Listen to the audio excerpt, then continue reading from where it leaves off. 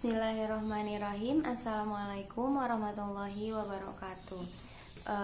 Bertemu lagi dengan saya Diaskia Kamali, mahasiswi jurusan Bimbingan Konseling Islam Universitas Islam Maulana Hasanuddin Banten. Di sini saya akan sedikit menjelaskan mengenai apa itu penyesuaian diri. Penyesuaian diri adalah bagaimana seseorang individu mampu untuk menghadapi berbagai sesuatu yang terjadi atau yang timbul dari lingkungannya. Menurut Harlock dalam Gunarsa tahun 2004 halaman 93 menyatakan bahwa penyesuaian diri adalah subjek yang mampu menyesuaikan diri kepada umum atau kelompoknya, atau orang tersebut memperlihatkan sikap dan perilaku yang menyenangkan. Berarti orang tersebut diterima oleh kelompok dan lingkungannya. Sedangkan Ali dan Asrori dalam bukunya tahun 2011 halaman 175 juga menyatakan bahwa penyesuaian diri dapat didefinisikan sebagai suatu proses yang mencakup respon-respon mental, mulai dari perilaku respon-respon mental dan perilaku yang diperjuangkan individu agar dapat berhasil menghadapi kebutuhan-kebutuhan internal, ketegangan, frustasi, konflik, serta untuk menghasilkan kualitas keselarasan antara tuntutan dalam diri individu dengan tuntutan dunia luar atau lingkungan tempat individu berada. Ada beberapa aspek dalam penyesuaian diri. Yang pertama ada penyesuaian pribadi. Penyesuaian pribadi adalah kemampuan individu untuk menerima dirinya sendiri sehingga tercapai hubungan yang harmonis antara dirinya dengan lingkungan sekitarnya. Nah, yang kedua ada penyesuaian sosial. Setiap individu di dalam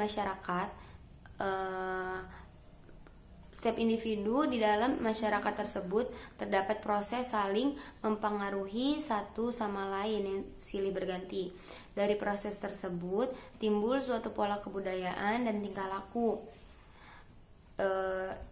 yang sesuai dengan sejumlah aturan, hukum, adat, dan nilai-nilai yang mereka patuhi demi untuk mencapai penyelesaian bagi persoalan-persoalan hidup sehari-hari. Dalam bidang ilmu psikologi sosial, proses ini dikenal dengan proses penyesuaian sosial. Lalu, Sanders mengungkapkan bahwa penyesuaian diri yang baik meliputi 6 aspek. Yang pertama adalah kontrol terhadap emosi yang berlebihan. Yang kedua, itu ada mekanisme pertahanan diri yang minimal. Aspek ini menjelaskan pendekatan terhadap permasalahan lebih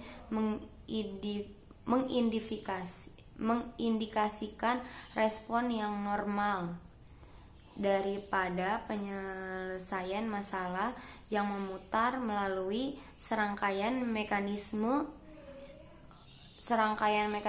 pertahanan diri yang disertai tindakan nyata untuk mengubah suatu kondisi. Yang ketiga ada frustasi personal yang minimal, yaitu individu yang mengalami frustasi ditandai dengan perasaan tidak berdaya dan tanpa harapan. Maka akan sulit bagi individu untuk mengorganisir kemampuan berpikir, perasaan, motivasi, dan tingkah laku dalam menghadapi situasi yang menuntut penyelesaian. Yang keempat ada pertimbangan rasional dan kemampuan mengarahkan diri. Individu memiliki kemampuan berpikir dan melakukan pertimbangan terhadap masalah atau konflik serta kemampuan mengorganisasi pikiran, tingkah laku, dan perasaan untuk memecahkan masalah dalam kondisi sulit sekalipun menunjukkan penyesuaian yang normal. Individu tidak mampu melakukan penyesuaian diri yang baik apabila individu dikuasai oleh emosi yang berlebihan ketika berhadapan dengan situasi yang menimbulkan konflik. Nah, yang kelima ada kemampuan untuk belajar dan memaafkan pengalaman masa lalu. Dan yang keenam, yaitu yang terakhir, ada sikap realistik dan objektif. Sikap realistik dan objektif bersumber pada pemikiran yang rasional, kemampuan menilai situasi, masalah, dan keterbatasan individu sesuai dengan kenyataan yang sebenarnya.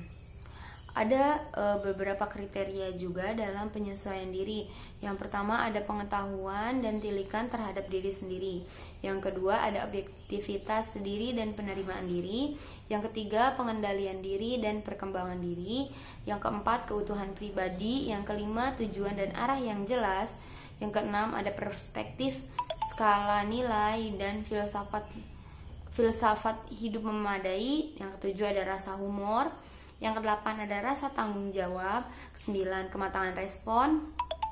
Yang kesepuluh perkembangan kebiasaan yang baik. Yang kesebelas ada adaptabilitas. Yang kedua-belas ada bebas dari respon-respon yang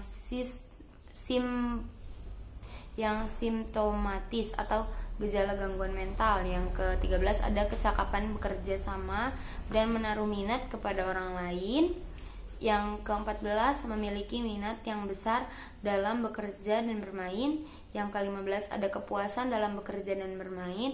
Dan yang terakhir ada orientasi yang memadai terhadap realitas. Jadi penyesuaian diri terhadap mental itu kayak bagaimana kita mental kita menyesuaikan diri gitu. Bagaimana kita bisa menghadapi lingkungan dan sekitarnya. Pokoknya kayak gitu. Mungkin cukup sekian yang bisa saya sampaikan. Kurang dan lebihnya mohon maaf. Assalamualaikum warahmatullahi wabarakatuh. Dadah.